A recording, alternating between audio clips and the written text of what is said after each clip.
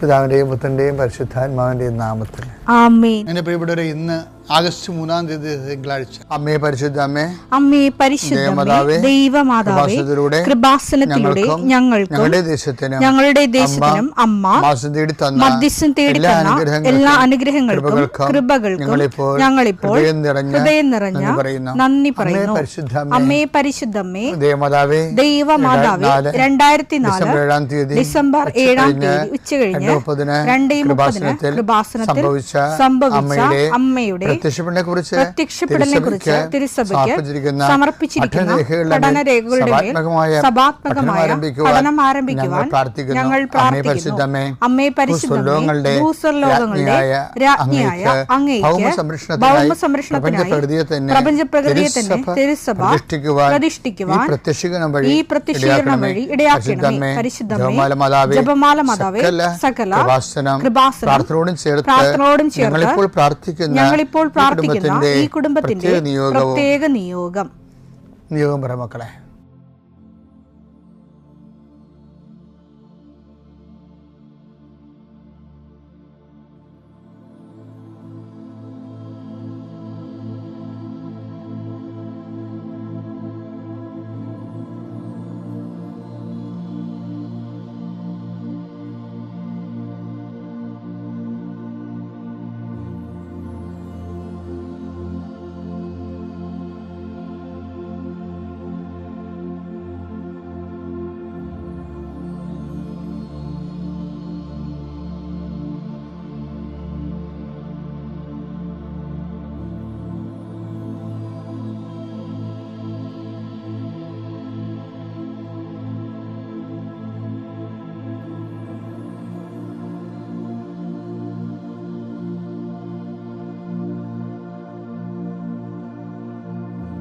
അമ്മയുടെ പ്രത്യക്ഷീകരണത്തിന്റെ ഈ അനുഗ്രഹവേളയിൽ ഞങ്ങൾക്ക് സാധിച്ചു തരുവാൻ കനിയണമേ. ആമേൻ. വിശ്വാസ പ്രമാണം. സർവശക്തനായ പിതാവും ആകാശത്തിന്റെയും ഭൂമിയുടെയും സൃഷ്ടാവുമായ ദൈവത്തിൽ ഞാൻ വിശ്വസിക്കുന്നു. അവിടുത്തെ ഏകപുത്രനും ഞങ്ങളുടെ കർത്താവുമായ ഈശോമിശിഹായിലും ഞാൻ വിശ്വസിക്കുന്നു. ഈ പുത്രൻ പരിശുദ്ധാത്മാവിനാൽ ഗർഭസ്ഥനായി കന്യകാമറിയത്തിൽ നിന്ന് പിറന്ന് പൊന്തിയോസ് പീലാത്തോസിന്റെ കാലത്ത് പീഡകൾ സഹിച്ച് കുരിശിൽ തറയ്ക്കപ്പെട്ട് മരിച്ച് അടക്കപ്പെട്ട് പാതാളങ്ങളിൽ ഇറങ്ങി മരിച്ചവരുടെ ഇടയിൽ നിന്ന് 3-ാം നാൾ ഉയർത്ത് സ്വർഗത്തിലേക്ക് എഴുന്നള്ളി സർവശക്തിയുള്ള പിതാവായ ദൈവത്തിന്റെ വലതുഭാഗത്തിരിക്കുന്നു. അവിടെ നിന്ന് ജീവിക്കുന്നവരെയും മരിച്ചവരെയും വിധിക്കുവാൻ വരുമെന്നും ഞാൻ വിശ്വസിക്കുന്നു. പരിശുദ്ധാത്മാവിലും ഞാൻ വിശ്വസിക്കുന്നു. വിശുദ്ധ കത്തോലിക്കാ സഭയിലും പുണ്യവാന്മാരുടെ ഐക്യത്തിലും പാപങ്ങളുടെ മോചനത്തിലും ശരീരത്തിന്റെ ഉയർപ്പിലും നിത്യമായ ജീവിതത്തിലും ഞാൻ വിശ്വസിക്കുന്നു. ആമേൻ. സ്വർഗ്ഗസ്ഥനായ ഞങ്ങളുടെ പിതാവേ, അങ്ങയുടെ നാമം പൂജിതമാകണമേ. അങ്ങയുടെ രാജ്യം വരണമേ. അങ്ങയുടെ തിരുമനസ് സ്വർഗത്തിലെ പോലെ ഭൂമിയിലും ആകണമേ. അന്നു വേണ്ടുന്ന ആഹാരം ഇന്ന് ഞങ്ങൾക്ക് തരണമേ. ഞങ്ങളോട് തെറ്റ് ചെയ്യുന്നവരോട് ഞങ്ങൾ ക്ഷമിക്കുന്നത് പോലെ ഞങ്ങളുടെ തെറ്റുകൾ ഞങ്ങളോടും ക്ഷമിക്കണമേ. ഞങ്ങളെ പ്രലോഭനത്തിൽ ഉൾപ്പെടുത്തരുതേ, തിന്മയിൽ ഞങ്ങൾ രക്ഷിക്കണമേ. ആമേൻ. നന്മ നിറഞ്ഞ മറിയമേ, സ്വസ്തി. കർത്താവ് അങ്ങയുടെ കൂടെ സ്ത്രീകളിൽ അങ്ങ് അനുഗ്രഹിക്കപ്പെട്ടവളാകുന്നു. അങ്ങയുടെ ഉദരത്തിൻ ഫലമായി ഈശോ അനുഗ്രഹിക്കപ്പെട്ടവനാകുന്നു. പരിശുദ്ധ മറിയമേ, തമ്പുരാന്റെ അമ്മേ, പാപികളായ ഞങ്ങൾക്ക് വേണ്ടി ഇപ്പോഴും ഞങ്ങളുടെ മരണസമയത്തും തമ്പുരാനോട് അപേക്ഷിക്കണമേ. ആമേൻ. കർത്താവേ, നിന്റെ വിശുദ്ധ പൗരോഹിത്യത്തെ മഹത്വപ്പെടുത്തണമേ. കർത്താവെ, സഭയിലുള്ള സാന്നിധ്യം പ്രകടമാക്കണമേ. 40 വർഷം ഞാൻ അർപ്പിച്ച കൃപാനയുടെ യോഗ്യതയാണ്. കൃപാസ്ഥാനത്താറെ ജീവനോടെ പ്രത്യക്ഷപ്പെട്ട പരിശുദ്ധ അമ്മയുടെ മാധ്യസ്ഥത്തിലെ ഞാൻ മക്കളെ ആശീർവദിക്കുന്നു. കർത്താവ്, ഈ പ്രഭാതത്തിലെ അങ്ങയുടെ മക്കളെ കാത്തു കൊതിച്ചിരിക്കുകയാണ് ഈശോയെ. നിന്റെ വലതുകരത്തിൻ്റെ ഒരാശീർവാദം കിട്ടാൻ വേണ്ടി. കർത്താവ്, ഇന്ന് യാത്രയ്ക്ക് ഒരുങ്ങുന്ന ഓരോ മക്കളുണ്ട്. ഓരോ ഉദ്യമങ്ങളിലൂടെ മനസ്സിൽ വിചാരിച്ചുകൊണ്ട് പോണവരുണ്ട്. ഓരോ ലക്ഷ്യങ്ങൾ മനസ്സിൽ വെച്ച് പോകുന്നവരുണ്ട്. കർത്താവെ, നിന്റെ തിരുമുറുവാർന്ന് ആണിപ്പെടുതാന്ന് വലതുകരം മക്കളുടെ ശിരസ് വെക്കണമേ. അവർ പോകുന്നിടത്തേക്കല്ല, നീ പോകുന്നിടത്തേക്കെല്ലാം ഞാൻ നിന്റെ കൂടെ വരുമെന്ന് കർത്താവ് അങ്ങ് പറഞ്ഞിട്ടുണ്ടല്ലോ ഈശോയെ. അങ്ങയുടെ സഞ്ചാര സാന്നിധ്യം അങ്ങയുടെ മക്കളുടെ കൂടെ ഉണ്ടായിരിക്കണമെന്ന് പ്രാർത്ഥിക്കുന്നു. കർത്താവെ, ഉദ്യോഗത്തിൻ്റെ കാര്യത്തിന് വേണ്ടി പോകുന്നവരുണ്ട്, പഠന കാര്യങ്ങൾക്ക് വേണ്ടി പോകുന്നവരുണ്ട്, ജീവിത വ്യാപാരങ്ങൾക്ക് സാമ്പത്തിക കാര്യങ്ങൾക്ക് വേണ്ടി പോകുന്നവരുണ്ട്, ജോലി സംബന്ധമായ കാര്യങ്ങൾക്ക് വേണ്ടി പോകുന്നത് അവരുടെ എല്ലാം കർത്താവിന് തിരുസേന സമർപ്പിക്കുന്നു. ടെസ്റ്റ്, ഇൻ്റർവ്യൂ, പരീക്ഷ, അതുപോലെ ഏജൻസി, ക്രയവിക്രയങ്ങൾ, ജീവിതമാർഗങ്ങൾ, വിദൂര യാത്രകൾ, അങ്ങനെ ബന്ധുത്വം മുറക്ക് പോകുന്ന വിവാഹ യാത്രകൾ, ഈശോയെ എവിടെയെല്ലാമൊക്കെ പോകുന്നു അവിടെയെല്ലാം അങ്ങയുടെ മക്കളുടെ കൂടെ നീ ഉണ്ടാകണമേ എന്ന് പ്രാർത്ഥിക്കുന്നു. ഇന്നത്തെ മുഴുവൻ യാത്രകളിൽ കർത്താവ് നിൻ്റെ കൂടെ ഉണ്ടാവുകയും മാതാവ് നിൻ്റെ വലതുകരം ഗ്രഹിക്കുകയും സഞ്ചാരി മാതാവ് രാത്രി നീ തിരികെ വരുമ്പോൾ നിന്നെ ആരോഗ്യത്തോടെയും സമാധാനത്തോടെയും സുരക്ഷിതമായി ദൈവം നിന്നെ തിരികെ എത്തിക്കുകയും ചെയ്യട്ടെ. നിത്യം പിതാമ്പുത്രനും പരിശുദ്ധാത്മാശ്വസിക്കുകയാണ്. എൻ്റെ പ്രിയപ്പെട്ടവരെ, ദൈവത്തിൽ നമുക്ക് ആത്മീയതയുണ്ട്, ആനുകൂല്യങ്ങളുണ്ട്. ആത്മീയതമായിട്ട് എന്ന് വെച്ചാൽ ദൈവത്തിൽ നിന്ന് ലഭിക്കുന്ന വസ്തുക്കളുമായിട്ട് നമ്മൾ കണക്ട് ചെയ്യുമ്പോഴാണ്, വിഭവങ്ങളുമായിട്ട് കണക്ട് ചെയ്യുമ്പോഴാണ് ആനുകൂല്യങ്ങളെന്ന് പറയുന്നത്. ദൈവത്തെ നേരിട്ട് നമ്മൾ ദൈവമായിട്ട് കണക്ട് ചെയ്യുമ്പോഴാണ് ആത്മീയത ഉണ്ടാകുന്നത്. അപ്പം നമ്മൾ ശ്രദ്ധിച്ചില്ലെങ്കിൽ ചിലപ്പോൾ ഈ ആനുകൂല്യത്തിൽ തന്നെ നമ്മൾ ജീവിച്ചു പോകും. നമ്മൾ ഇപ്പോൾ ഇവിടെ സാക്ഷ്യം പറഞ്ഞ ചില ആൾക്കാരൊക്കെ ഹൈലി എഡ്യൂക്കേറ്റഡ് ആയിട്ടുള്ള ആൾക്കാർ, അവർ തന്നെയല്ല, അവർ വളരെ സയൻറ്റിഫിക്കായിട്ടും മാത്തമാറ്റിക്കലായിട്ടും ഒക്കെയാണ് ഇതിനെ ഓട്ടോമാറ്റിക് അവർ അനലൈസ് ചെയ്തിട്ട് അതനുസരിച്ച് അവർ പ്ലേസ്മെൻറ്റ് ചെയ്തിട്ട് ഭയങ്കര ഞെട്ടിപ്പിക്കുന്ന ഫലങ്ങൾ ഉണ്ടാക്കുന്നുണ്ട്.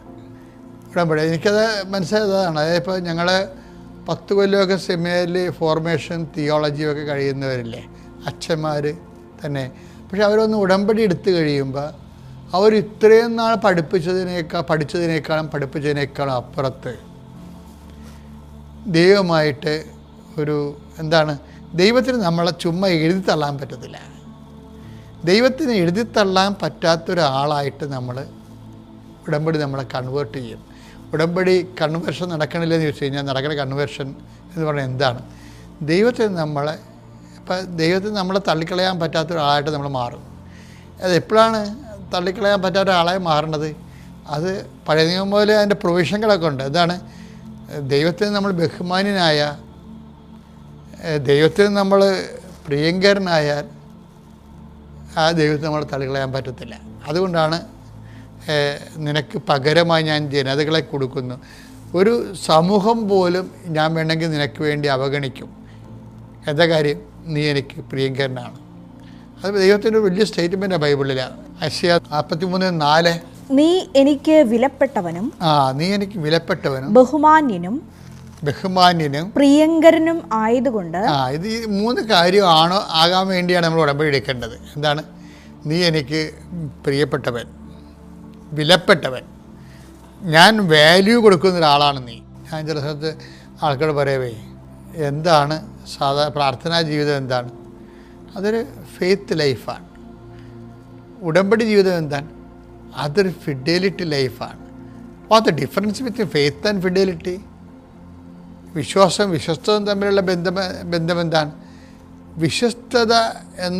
വിശ്വാസം എന്ന് പറയുന്നത് ഒരു വിഷയത്തെ ആസ്പദമാക്കി ദൈവത്തെ നമ്മൾ വിശ്വാസത്തിലെടുക്കുകയാണ്. വിശ്വസ്തത എന്ന് പറയുന്നത് എന്താണ്? ദൈവത്തെ ആസ്പദമാക്കി നമ്മൾ വിശ്വാസത്തിൽ വളരുകയാണ് ചെയ്യണത്. വിശ്വാസം എപ്പോഴും ദൈവത്തിലാണ് വിശ്വസിക്കണമെന്നുണ്ടെങ്കിലും വിശ്വാസത്തിന് ഒരു ആനുകൂല്യത്തിൻ്റെ ലെവലുണ്ട്.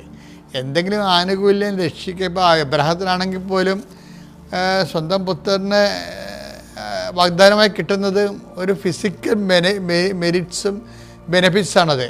അപ്പോൾ പല ഫിസിക്കലായിട്ടുള്ള ഭൗതികമായ ആനുകൂല്യങ്ങളെ ബേസ് ചെയ്തുകൊണ്ടാണ് വിശ്വാസത്തെക്കുറിച്ച് നമ്മൾ പലപ്പോഴും നമുക്ക് ചിന്തിക്കേണ്ടി വരണത്.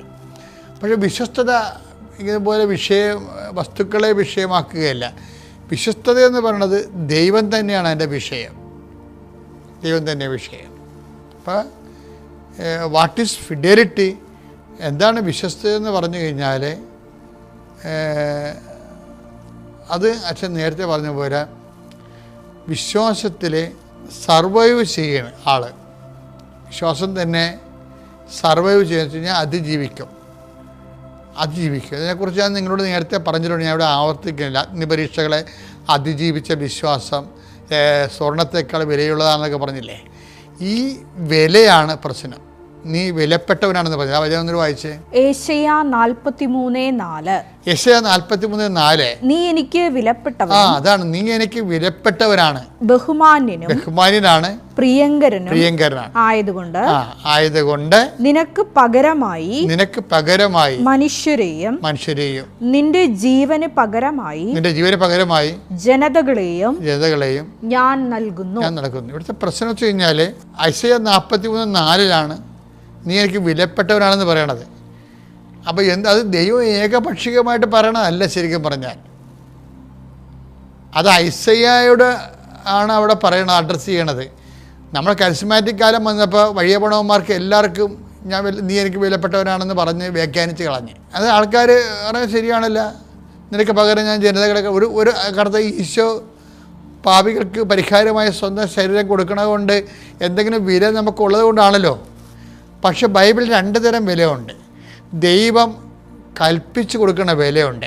പക്ഷേ ആ ദൈവം കൽപ്പിച്ച് കൊടുക്കുന്ന വില നമുക്ക് തരണത് അതിനുവേണ്ടിയുള്ള പുത്രനെ പോലും തരാൻ നമുക്ക് ദൈവദൃശ്യത്തിന് ഒരു വില ഉള്ളത് കൊണ്ടാണ്.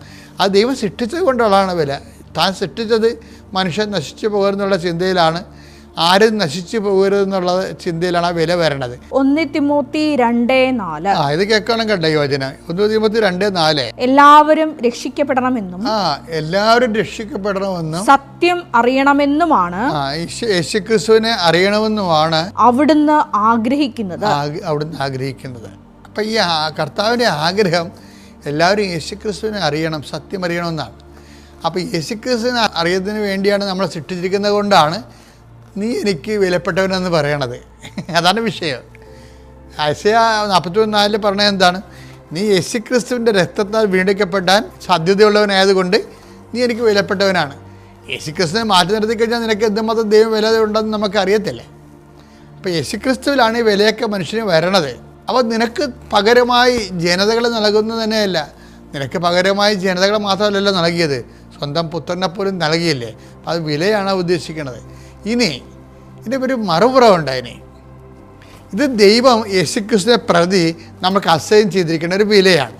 ഇനി നമ്മൾ യേശുക്രിസ്തു സ്വീകരിച്ച് കഴിഞ്ഞാൽ പിന്നെ നമ്മൾ തന്നെ ദൈവത്തിന് പിൻവലിക്കാൻ പറ്റാതെ മറ്റേത് വിലയും ദൈവത്തിന് പിൻവലിക്കാൻ ഇഷ്ടമുള്ളപ്പോൾ ദൈവത്തിന് പിൻവലിക്കാൻ പറ്റാത്ത രീതിയിൽ നമുക്കൊരു വിലയുണ്ടാക്കാൻ നമുക്ക് പറ്റും. അതെങ്ങനെയാണ്? അവിടെയാണ് പീറ്റർ പറയണത്, സെൻറ്റ് പീറ്റർ എന്താണ്? അഗ്നി പരീക്ഷകൾ അതിജീവിച്ച 1 പത്രോസ് 1:7.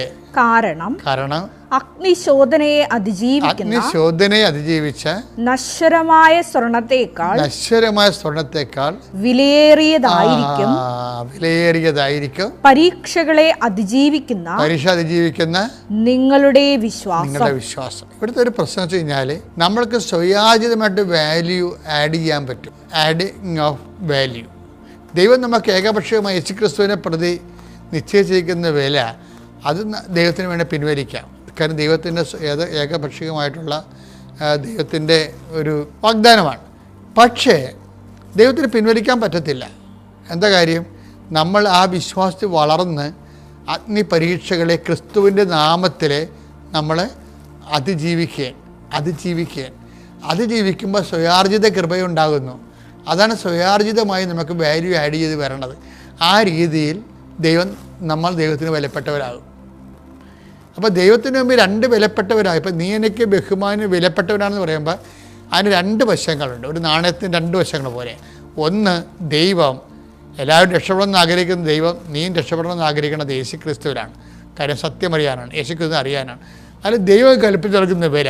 രണ്ടാമത്, ദൈവജനം ജീവിച്ച് കഴിയുമ്പോൾ നമുക്ക് കുറച്ച് പേയ്മെൻറ്റ് വരും. ദൈവജനം ജീവിച്ച് കഴിയുമ്പോൾ നമ്മുടെ ഭാഗത്തുനിന്ന് നമുക്ക് ഫിസിക്കലായിട്ടുണ്ടാകുന്ന നഷ്ടം, ലൈഫ് ആയിട്ടുള്ള നഷ്ടങ്ങളുണ്ടാകും. എന്നിട്ടും നമ്മൾ വിശ്വാസത്തിൽ സ്റ്റിക്ക് ഓൺ ചെയ്ത് സർവൈവ് ചെയ്യിക്കുമ്പോൾ നമ്മുടെ മൂല്യം ദൈവദൈവസേനയിൽ കൂടും. Value, self adding of the value, ദൈവദൈവസേനയിൽ വാല്യൂ കൂടും. അത് ഒരു വിലയാണ്. അപ്പോൾ ഈ 2 വില, ഇത് നമുക്ക് ആഡ് ചെയ്ത് കൂട്ടാൻ പറ്റും. മറ്റത് എൻ്റെ കൺട്രോൾ നമ്മുടെ കയ്യിലില്ല. ദൈവമാണ് നീ എനിക്ക് വിലപ്പെട്ടവനാണെന്ന് സ്വയം പ്രഖ്യാപിച്ചിരിക്കുന്നതാണ്. അതിന് നമുക്ക് കൺട്രോളില്ല. ദൈവത്തിന് എപ്പോൾ വേണമെങ്കിൽ പിൻവലിക്കുകയും ചെയ്യാം. പക്ഷേ നമ്മൾ അതിനെ എന്തുമാത്രം ആഡ് ചെയ്യാൻ പറ്റുമെന്ന് നമുക്കറിയത്തില്ല. പക്ഷെ നമ്മൾ തന്നെ അഗ്നിപരീക്ഷകളെ നമ്മൾ സുവിശേഷവിധമായി ജീവിച്ച് നമ്മളതിനെ അതിജീവിച്ച് വരികയാണെങ്കിൽ നമ്മുടെ വിശ്വാസം വിലയുള്ളതായി മാറും. ആ വില നമ്മൾ തന്നെ ക്രിയേറ്റ് ചെയ്യുന്ന ആഡ് ചെയ്യുന്ന വിലയാണ്. അത് നമുക്ക് ആഡ് ചെയ്യാൻ പറ്റും. മരണം വരെ അതിൻ്റെ മൂല്യം വർദ്ധിപ്പിക്കാൻ നമുക്ക് പറ്റും. അപ്പം അങ്ങനെ ഒരു മൂല്യവർദ്ധിതമായിട്ടുള്ള ഒരു പാക്കേജാണ് ശരിക്കും പറഞ്ഞാൽ ഉടമ്പടിയിലും ജീവിതത്തിലും നമുക്ക് അഭികാമ്യം. പിതാവിൻ്റെയും പുത്രൻ്റെയും പരിശുദ്ധാത്മ നാമത്തിൽ.